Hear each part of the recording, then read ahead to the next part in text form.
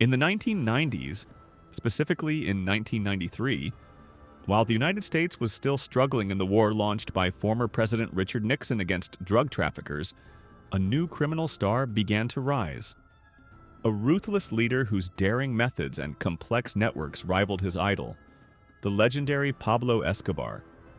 At a time when Escobar dominated the cocaine trade in Colombia, this man was busy expanding his own empire in Mexico, turning it into the world's largest hub for drug smuggling.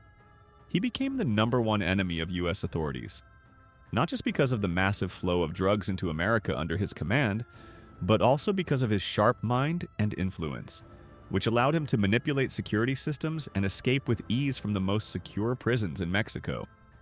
Not once, but twice. That's how the name El Chapo became one of the most feared in the criminal underworld. Welcome back. And today, I'll tell you the insane story of El Chapo and his unbelievable prison escapes. But before we begin, don't forget to subscribe and hit the notification bell so you never miss a story. And let's see if we can hit 100 likes before the next video. On April 4th, 1957, in the rural state of Sinaloa, Mexico, a poor farming family welcomed their new baby boy, Joaquín Guzmán. He was the 5th child in the family, born after 4 older brothers. Like any ordinary parents, they tried to give their children an education, but life took a tragic turn. 3 of his older brothers died, and young Joaquín had to drop out of school in 3rd grade to help support the family. By then, the family had grown even larger with the birth of 2 more children, and the only place for a boy his age to work was his father's farm. But as he grew older, Joaquín discovered that the fields he was helping to cultivate weren't just for crops. His father was secretly growing marijuana to sell to local dealers. His father's abusive behavior, constant absence, and drug addiction pushed Joaquín to distance himself. Instead, he began helping his mother, who was now the sole provider for the household. She baked bread, and he would take it to sell. Gradually, he started trading produce from neighboring farms, but despite his best efforts to make an honest living, doors kept closing in his face and the money was never enough. So, at just 15 years old, Joaquín made a life-changing decision. He would grow marijuana himself. By 18, he was known among local dealers and money began flowing into his hands like never before. His growing reputation earned him a nickname, El Chapo, meaning shorty, for his short height and stocky build. But El Chapo was sharp, ambitious, and a natural businessman. He started working closely with bigger traffickers in his state and, by the late 1970s, was employed by a well-known drug lord named Hector Salazar. His job? Mapping smuggling routes between Sinaloa and the United States, knowledge that gave him an unmatched understanding of the terrain. Over time, his operations expanded, his followers multiplied, and by 1988, he had formed his own cartel, the Sinaloa Cartel. Unlike most traffickers at the time, who relied on land or air routes, El Chapo introduced an innovative smuggling method, underground tunnels. While rival cartels struggled to stay hidden, his secret tunnels allowed him to expand his trade rapidly, not just marijuana, but multiple types of drugs, turning him into one of the most dangerous and competitive drug lords in all of Mexico. Despite multiple witnesses testifying in U.S. courts that El Chapo's cartel was behind massive drug shipments into America, no one could catch him. The rapid expansion of Joaquín's operation angered older, more established cartels, the most notable being the Guadalajara cartel, run by Miguel Ángel Félix Gallardo, known as El Padrino. The Godfather, one of the biggest drug lords in Mexico during the 1980s, and a close friend of Pablo Escobar himself. When word reached Miguel, through one of his men, that El Chapo was stealing business from top American clients, he realized this young trafficker was a rare talent he couldn't afford to lose. So he arranged a meeting. The two negotiated a partnership between their cartels, and since El Chapo was obsessed with Escobar, Miguel's friend, he agreed instantly. From then on, El Chapo became responsible for the logistics of transporting drugs from Tijuana, Mexico to San Diego, USA. Thanks to his expertise, those routes flooded America with narcotics. But by the late 80s, Miguel was arrested, and overnight all his power shifted into Joaquín's hands. At that time, El Chapo's only real rivals were the Arellano Felix brothers, Ramon and Benjamin, leaders of the Tijuana cartel. Once El Chapo became nearly dominant in the trade, they declared war on him. Violent shootouts and deadly clashes erupted, claiming the lives of countless cartel members and innocent civilians alike. But the Tijuana cartel was far smaller than El Chapo's empire, so they decided the only solution was to assassinate him. On May 24, 1993, as El Chapo prepared to travel from Guadalajara International Airport, around 20 armed men from the Tijuana cartel ambushed him, sparking a massive gunfight with his bodyguards. Dozens were killed, most of them Tijuana gunmen and civilians caught in the crossfire. But what truly shocked the nation was the death of Juan Jesus Posadas Ocampo, the Archbishop of Guadalajara, who was struck by 14 bullets fired from weapons used by El Chapo's men. In the chaos, El Chapo managed to flee to one of his safe houses just 20 minutes away. But the killing of the country's highest-ranking church official by a drug cartel, and in one of Mexico's largest airports, was something that could never be swept under the rug. After the assassination at Guadalajara Airport, Mexico's president personally traveled to the city to oversee the investigation. Public outrage was boiling. The Catholic Church demanded justice, and the United States began pressuring the president to prove that Mexican authorities could still control the cartels. Photos of those involved in the attack began circulating, and at the top of the list was El Chapo. This was the first time the Mexican public ever saw his face. A $5 million bounty was placed on his capture, forcing him to flee to Mexico City. There, he stayed in a hotel for 10 days, meeting with two of his associates, handing them $200 million in cash to keep the cartel running while he was gone. They prepared a fake passport for him, and he crossed into Guatemala. Once there, he bribed a military official with $1 million to let him hide in the south until it was safe to travel. But the official betrayed him, tipping off the army instead. On June 9, 1993, Guatemalan soldiers raided a hotel near the Mexican border and arrested El Chapo. He was extradited to Mexico aboard a military aircraft and sent to the high-security La Palma Federal Prison, where he was sentenced to 20 years and 9 months. In 1995, he was transferred to Puente Grande, Mexico's most secure and notorious prison at the time. With watchtowers everywhere, double concrete walls, armed checkpoints, and a guard assigned to every 2 inmates, escaping was considered impossible. For most criminals, entering Puente Grande meant the end of their empire. But not for El Chapo. Before his arrest, he had amassed an enormous fortune, enough to buy the prison from the inside. Just like Escobar before him, he turned his cell into a luxury suite, complete with alcohol, women, and regular visits from his lieutenants, who took orders and ran operations as if he were still free. He grew so comfortable that he didn't even want to leave, as long as business kept running smoothly. The U.S., however, was losing its patience. As the country most affected by El Chapo's drug empire, it wanted him extradited to an American prison where communication with his cartel would be impossible. But in the 1990s, Mexican law forbade the extradition of cartel leaders to other countries. As American frustration mounted, pressure on Mexico grew.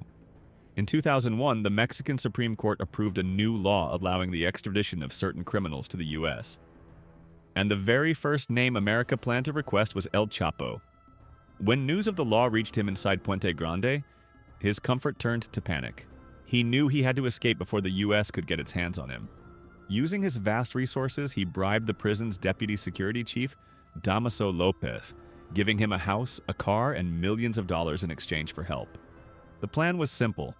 Lopez would reduce the number of guards near El Chapo's cell on a specific day, and an inmate nicknamed Chito, who collected laundry, would smuggle him out. On January 19, 2001, Chito arrived at El Chapo's cell with a laundry cart, hid him inside, and wheeled him past multiple security checkpoints. Most guards in the area had conveniently disappeared, just as Lopez had arranged. And just like that, El Chapo rolled out of one of the most secure prisons in Mexico. Within minutes, El Chapo was a free man, walking away after serving only 8 years of his sentence. Although prison officials discovered his disappearance quickly, the manhunt took hours to even begin. Why? Because many in law enforcement had already been paid handsomely to look the other way. Despite Mexico spending enormous sums on the search, and despite the bounty reaching $9 million, for 14 long years, El Chapo vanished without a trace. Every time authorities raided one of his safe houses, he was already gone. But in 2014, Mexican authorities decided to join forces with U.S. agencies in a joint mission to finally bring him down. Their plan: target someone close to him. After extensive surveillance, they identified his young tech assistant, a man in his early 20s. Fearing for his own life, the assistant agreed to cooperate. With his help, they infiltrated El Chapo's encrypted communication network. Eventually, they pinpointed his location, a house in a remote part of Sinaloa. But this wasn't going to be a simple arrest. On February 17, 2014, a combined team of Mexican Marines, U.S. Special Forces, and DEA agents moved in. Every property El Chapo used was fortified to an extreme degree. This house was no different. Behind the wooden door was a second door made of double-layered steel, and every window was sealed with heavy iron bars. The only option was to surround the house and break through. Inside, El Chapo and his men were asleep, until the sound of battering echoed through the walls. They immediately realized the police had found them. As the Marines chipped away at the barricade, tension filled the house. When the door finally gave way, the assault team stormed in, but El Chapo had vanished. A frantic search of every room revealed nothing, until, by sheer luck, an officer noticed a small opening near a bathroom mirror, barely wide enough for a thin pipe. Investigating further, they discovered that the bathtub could be lifted, revealing a tunnel dug straight into the ground, leading to the main road. By the time they found it, El Chapo was long gone. He had taken a car and headed to Mazatlan, a tourist city, the last place authorities would think to look. But El Chapo didn't know his communications were still compromised. Just 5 days later, on February 22nd, an intercepted call to one of his men revealed his exact location: the Miramar Hotel. At 6:46 a.m., a Marine unit stormed his room. After a brief but futile attempt at resistance, El Chapo was captured once again. This time, he wasn't sent back to Puente Grande, the prison from which he had humiliated the government with his first escape.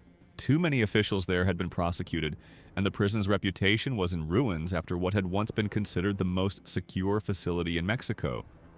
That's why, when Felipe Calderon became president of Mexico, he ordered the construction of a prison even more secure than Puente Grande, the infamous El Altiplano. It was the perfect place for someone like El Chapo. Massive walls surrounding the compound from every side, deep trenches and watchtowers manned by heavily armed guards, and even anti-aircraft systems in place. On top of that, the prison was far away from any cell towers, making phone calls completely impossible. Every inmate was kept in solitary confinement, inside cells covered with surveillance cameras, and each prisoner had a GPS tracker strapped to their leg, recording every movement.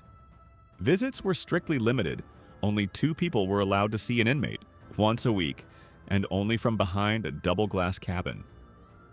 Even those visitors had to go through multiple security checks and surrender all their belongings before entering. Most importantly, every single staff member, from the highest-ranking officer to the lowest guard, was handpicked with extreme care. By all indications, this was supposed to be El Chapo's final stop. He knew this challenge was tougher than anything he'd faced before. But from the very first day, El Chapo was determined to escape. Despite being allowed visits from only 2 people, like his lawyer and his third wife, he found a way to send encrypted messages to his 4 sons outside prison, all of whom were members of the cartel. Through his instructions, the Sinaloa operations kept running smoothly, much to the frustration of U.S. authorities, who thought they had finally neutralized him. The key recipient of these secret messages was his right-hand man, Damaso Lopez, a former deputy prison director who had helped him escape the first time.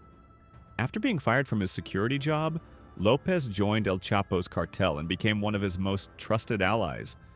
Naturally, there was no one better for El Chapo to ask to design an escape plan, one that had to be executed before the U.S. could demand his extradition to one of their maximum security prisons. And Lopez, with his insider knowledge of Mexico's prison systems, already had an idea.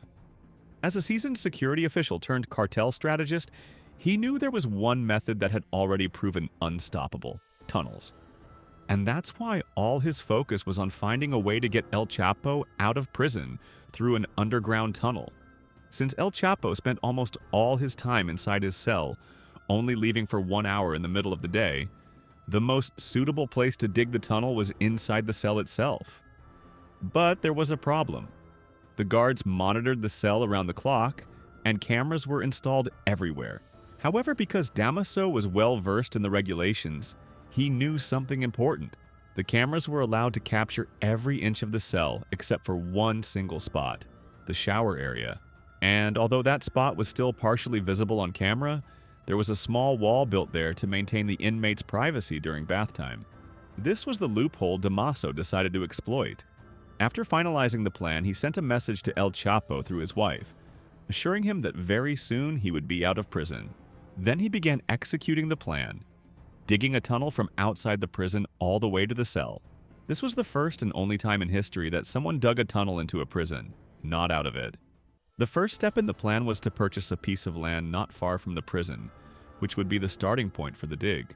They planned to dig down to a depth of 10 meters, and the tunnel would not be just a rough hole underground, it was going to be a full engineering project, with 10 to 15 people working on it around the clock. Since the tunnel was being dug through sandy soil, they reinforced it with wooden supports on all sides. Being so deep underground and needing to stretch for a long distance toward the prison, proper ventilation was essential. They installed pipes running along the tunnel, connected to air pumps. They also placed hundreds of light bulbs along the ceiling to keep the tunnel well lit. And because that many bulbs needed power, they installed a generator inside the building and disguised the tunnel's entrance by covering it and making it look like a solid concrete table. As for the sand and debris from the excavation, they stored them in barrels stacked inside the tunnel itself to avoid having to constantly move them outside, only taking out the larger chunks to dump discreetly elsewhere. Since the distance from the building to the prison was long, walking back and forth wasn't practical.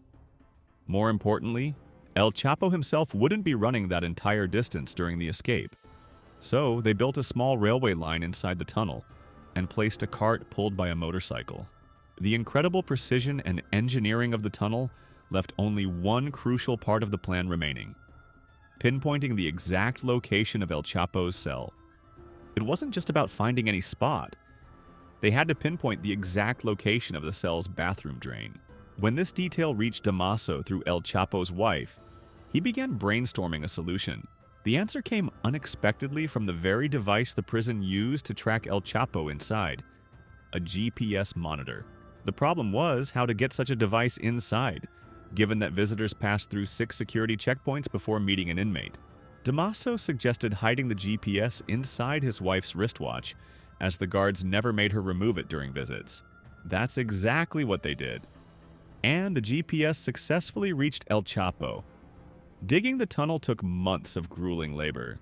During that time, El Chapo was desperate to escape, as he could be extradited to the US at any moment. He told his men he wanted to be out by July 4th, 2015, America's Independence Day, as a symbolic insult. But because of the complexity of the work, the tunnel wasn't ready in time. After 16 months of continuous digging, the big day finally arrived. July 11th, 2015. Security cameras showed El Chapo behaving unusually, repeatedly getting up and sitting back down. As night fell, he played a comedy show on his tablet at full volume to cover the sounds of digging.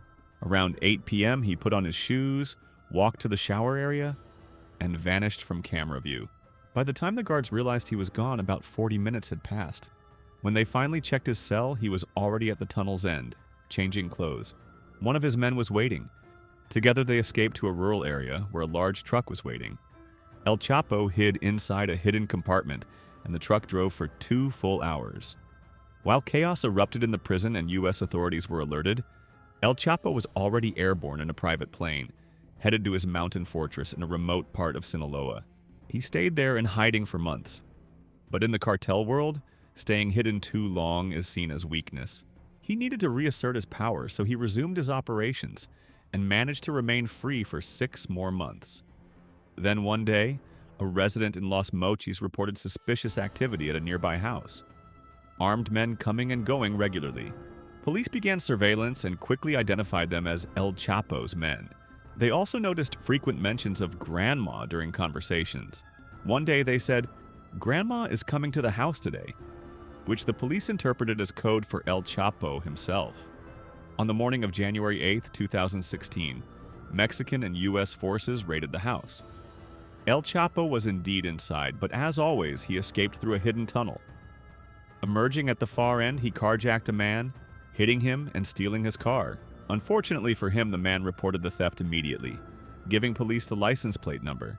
They tracked it and caught El Chapo shortly afterward.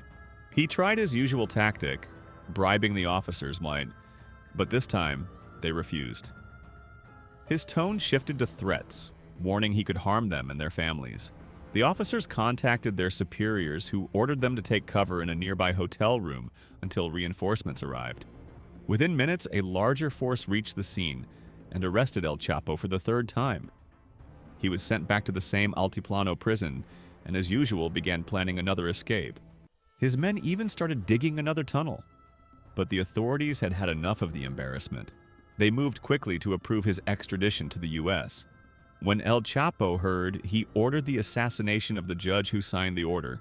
And in October 2016, the judge was indeed killed, delaying the process for another year.